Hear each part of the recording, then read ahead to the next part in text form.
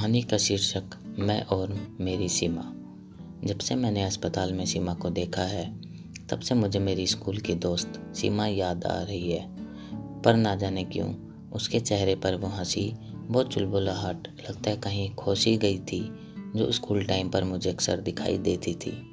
पर एक बात मुझे बार बार खाई जा रही है कि क्या सीमा ने मुझे वाकई नहीं पहचाना। आज मैं अपने दोस्त सुनील के साथ अस्पताल गया था उसकी बेटी श्रेया को दिखाने। श्रेया की तबीयत आज स्कूल में अचानक ख़राब हो गई थी। उसी को दिखाने के लिए मेरे दोस्त ने डॉक्टर से अपॉइंटमेंट लिया था।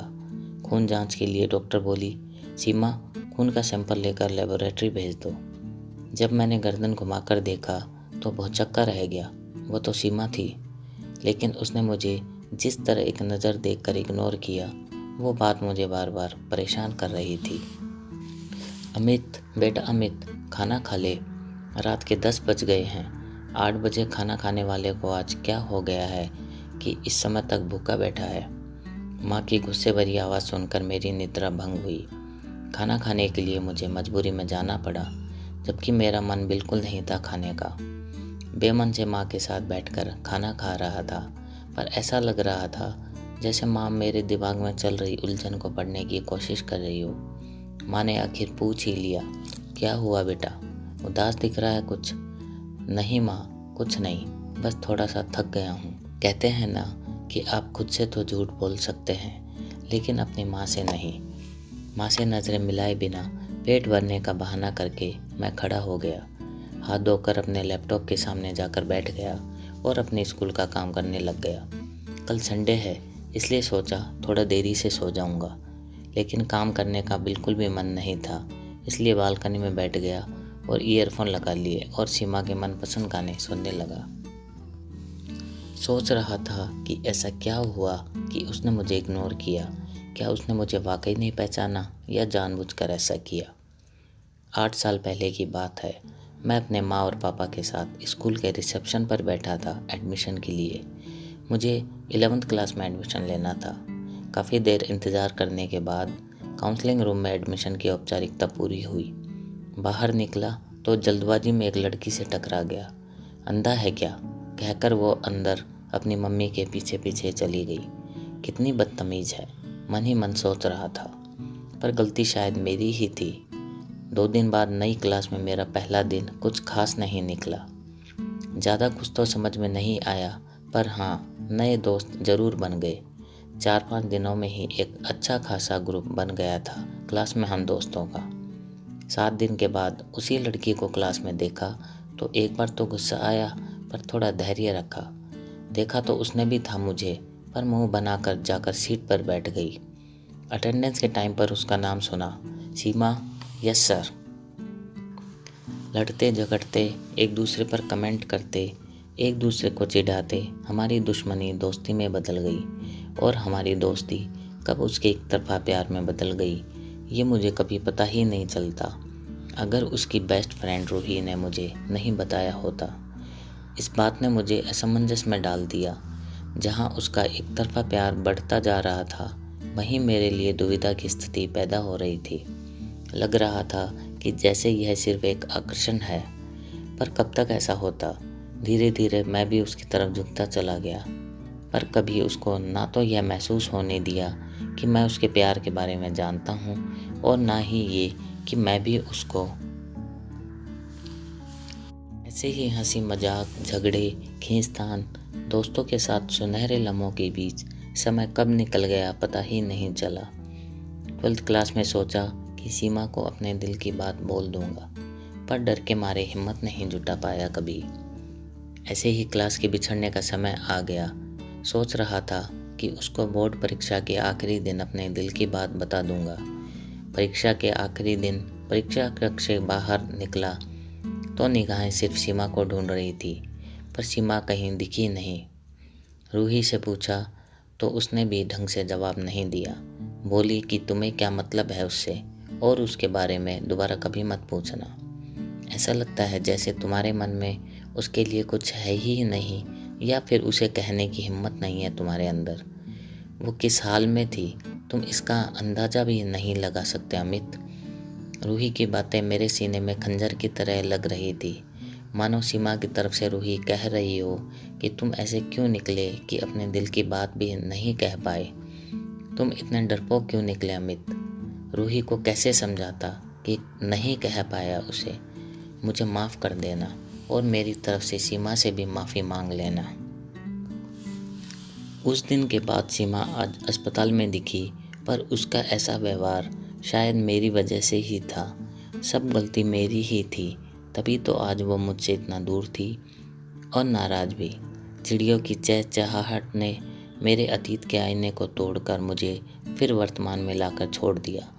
ऐसा महसूस हो रहा था कि टाइम मशीन मुझे एक सुनहरे अतीत की सैर कराकर वापस वर्तमान में ले आई हो।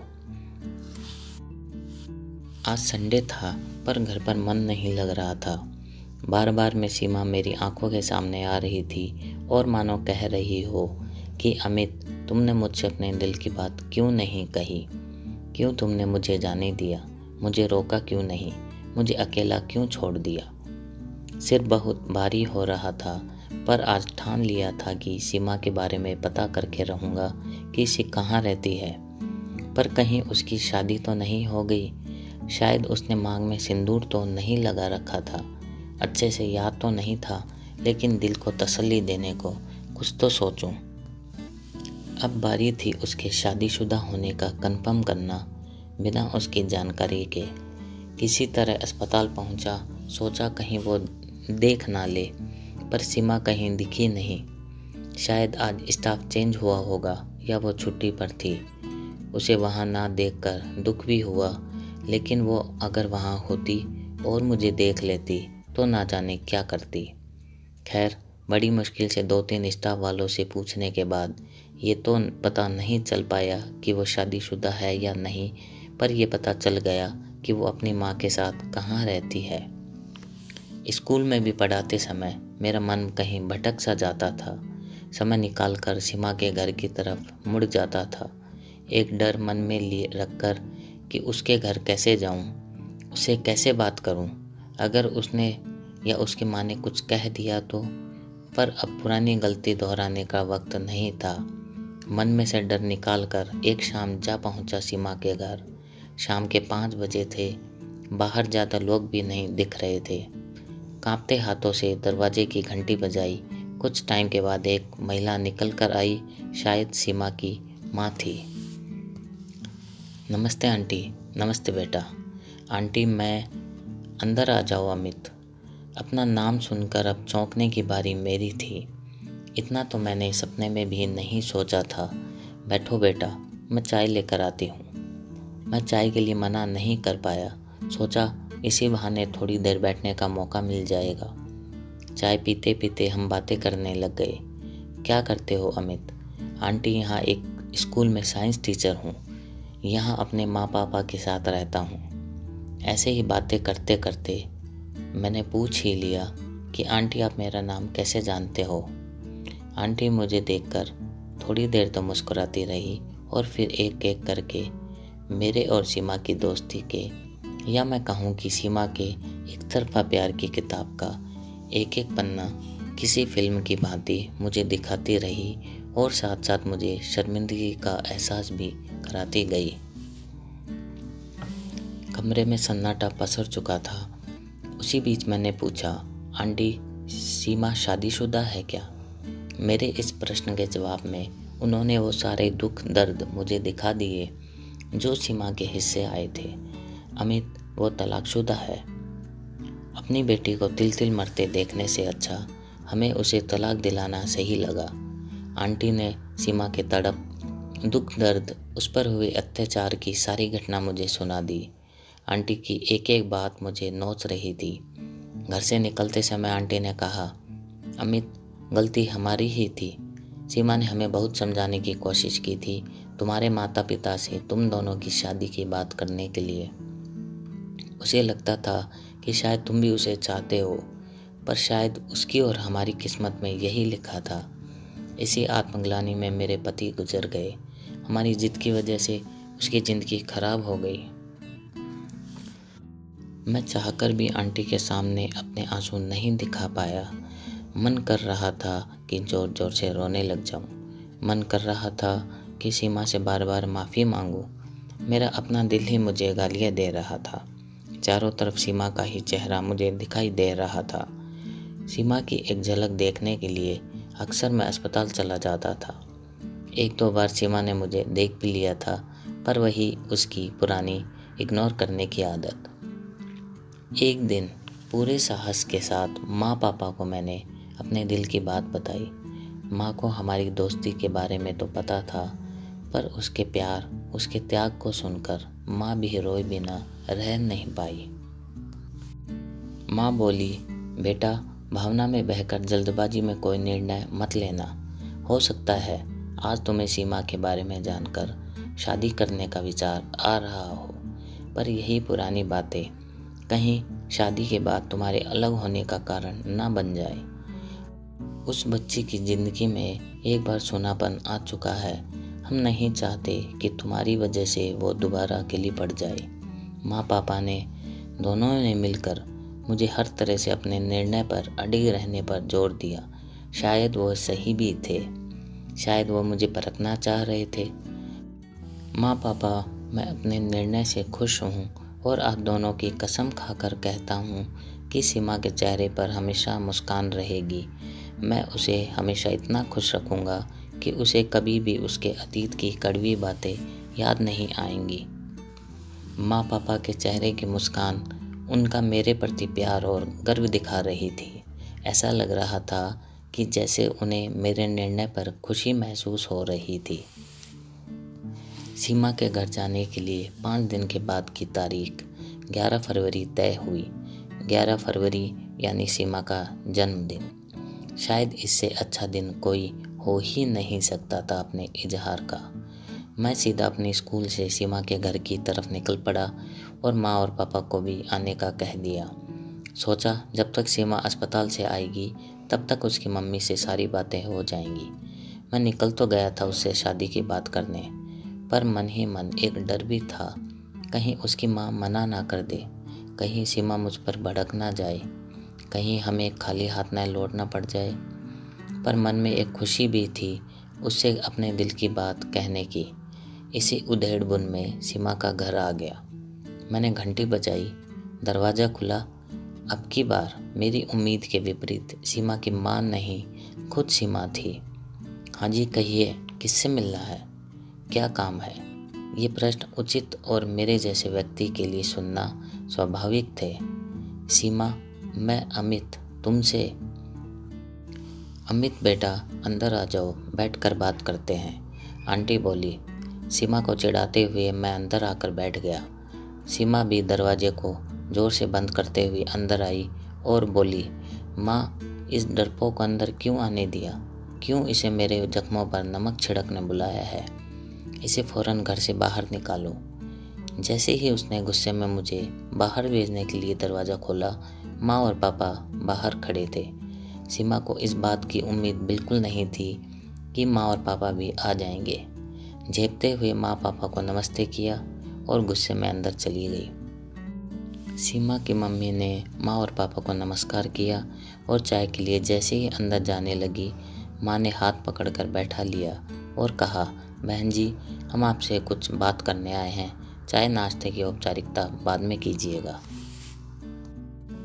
माँ ने एक ही सांस में सब बातें कह डाली और अब बारी थी तो सीमा की मम्मी और सीमा के जवाब की। सन्नाटा छाया हुआ था, सब एक दूसरे से बिना नज़रें मिलाए बैठे थे।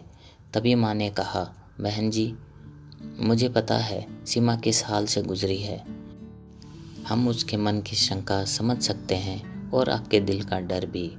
इसलिए मैं खुद एक बार सीमा से बात करना चाहती हूँ।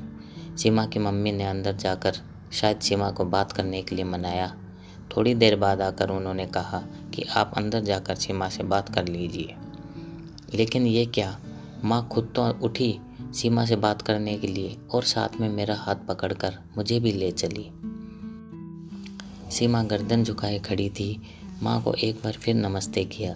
सीमा बेटा, मैं जानती हूँ कि तुमने कितना दर्द सहा है अपनी ज़िंदगी में, लेकिन हम यहाँ पर तुम पर किसी दया भाव से या तुम पर सहानुभूति दिखाने नहीं आए हैं। ये जो अमित नाम का डरपोक लड़का खड़ा है ना तुम्हारे सामने, ये तुमसे बहुत प्यार करता है और तुमसे शादी करना चाहता है। बस अपने प्यार को कभी जाहिर नहीं कर पाया। मैं जानती हूँ ये डरपोक है पर धोखेबाज नहीं है। ये हमेशा तुम्हारा साथ देगा और अगर तुम्हें ज़रा सा भी परेशान करे तो तुम जैसा चाहो वैसा इसके साथ कर लेना। और भी बहुत सी बातें बोलकर माँ ने अपने दिल को हल्का किया और बोली, सीमा मैं बाहर जा रही हूँ, तुम दोनों अगर चाहो तो बात कर लो। तुम्हारे जवाब का इंतज़ार करेंगे हम। कोई जोर ज़बरदस्ती नहीं है।